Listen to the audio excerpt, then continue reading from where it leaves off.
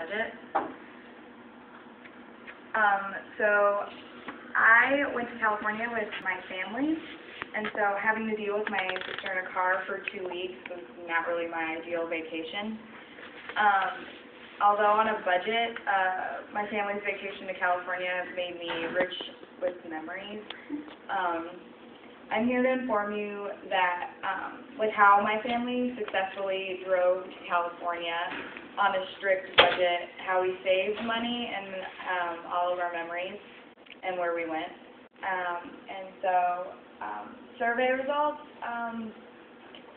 only 6 of you said you went to California, and out of the 6, all 6 of you said that you flew there. Some drove, but they didn't specify how far they drove or where they drove from.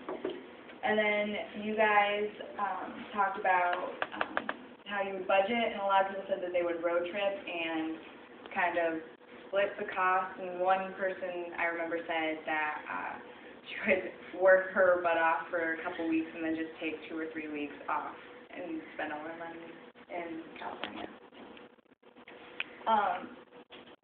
Why we took a road trip, and so it was besides the plane, it was pretty much time versus money, how much plane tickets cost versus gas.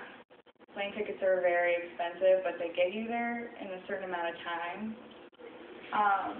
It's like planes, it'll take maybe a few hours from like Chicago to get to San Francisco, as opposed to it took us about a week or 2 to drive there, just to drive there to California.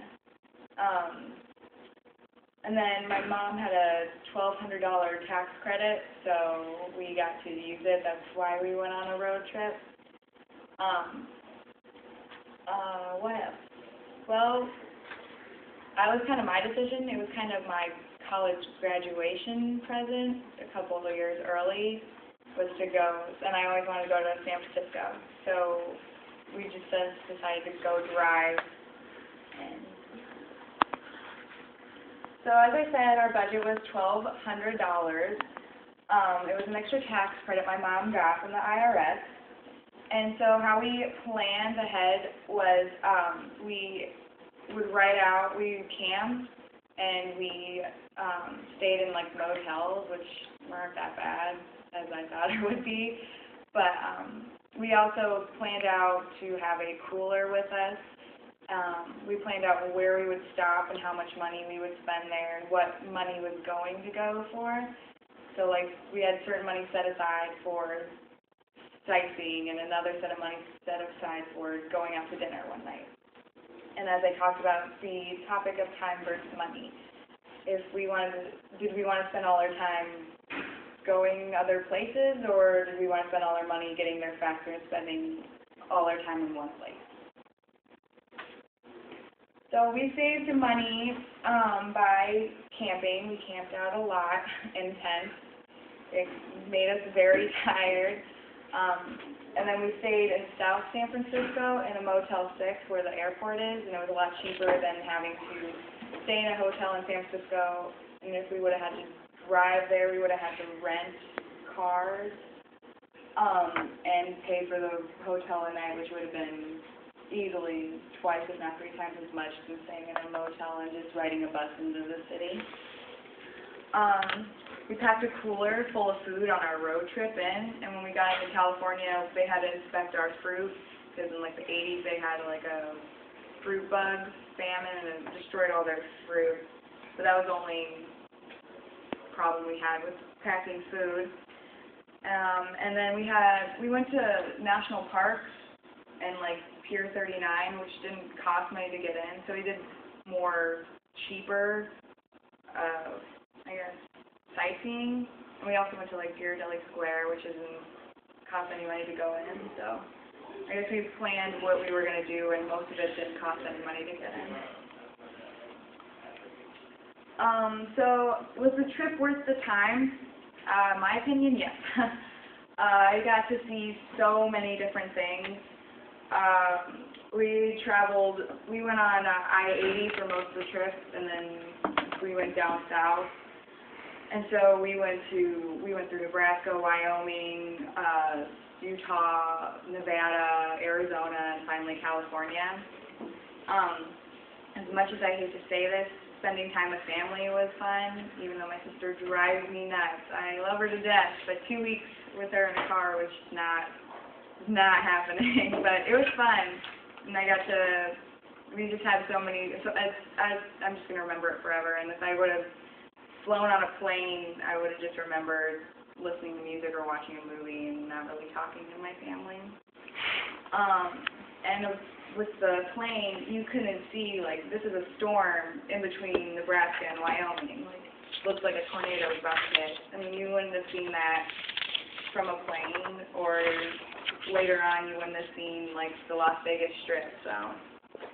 Yep, and I'm going to show you memories from my trip now.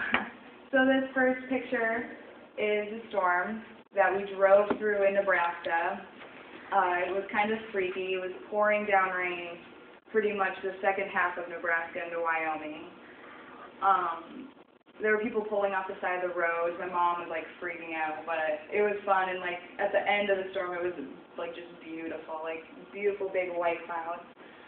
And then the second picture, we went to Salt Lake City, and that is a painted poster board for the Winter Olympics that happened in 2002. The top picture is a picture of Arizona. We drove through like the upper corner of it, that's where the interstate was, through Arizona, so we saw a bunch of like big mountain glare kind of things. And then at the bottom is the strip of Las Vegas. You can see pretty much all of it from the interstate, so we got to see that, which my sister slept through, and I wasn't going to wake her up for it, so oh well. And then this is the sign that welcomes you from Las Vegas in California. And then the bottom picture is the redwoods. We went to the Sequoia National Park, and so my mom used to work in the redwoods. She was in the Conservation Corps, so she wanted to look at the redwoods again when she was back. And then at the top is Carmel Beach. It's a really beautiful beach with white sand. It was freezing, like no one was swimming, but it was really pretty. And then at the bottom here is Alcatraz.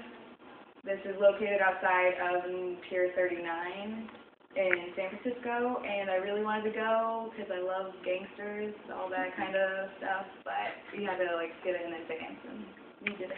But it was cool from the coast. And then that's Ghirardelli Square, that's near Pier 39. It's like up the hill. And then that's Haight-Ashbury, which me and my mom went to. We on that corner was a Ben & Jerry's, and we got to eat Ben & Jerry's at Haight-Ashbury. It was kind of fun. And then it's the Golden Gate Bridge. We went on it, and we didn't go all the way across it, but it was huge. And there's like little places underneath, like an old fort that you could go into and check out. And then that's the skyline from the Golden Gate Bridge of San Francisco, right there. So yeah, it was fun. So in conclusion, going on a road trip with constraints can work. You just have to plan out, whether it's for financial reasons or spending time with your family. Memories will happen whether you're driving or on a plane, just what you make of it. Having pictures of storms and historical landmarks, to me, is well worth the trip. And even if that's spending time with my sister for 2 weeks, crammed in a car, I won't regret a single thing. So, thank you. Okay, who did I find? I'm thinking, Gabby.